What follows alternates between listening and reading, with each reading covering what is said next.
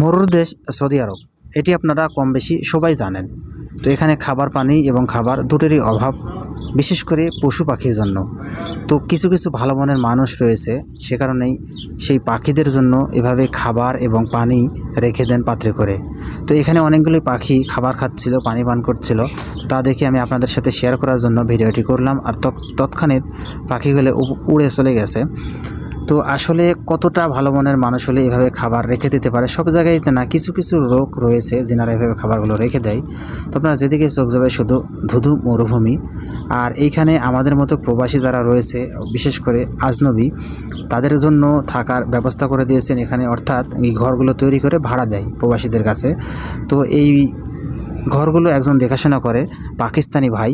তো তিনি এই খাবারগুলো এখানে রেখেছেন, পানি রেখেছেন, যাতে করে এই ক্ষুধার্ত পাখিগুলো এখানে এসে খাবার খেতে পারে, পানি পান করতে পারে।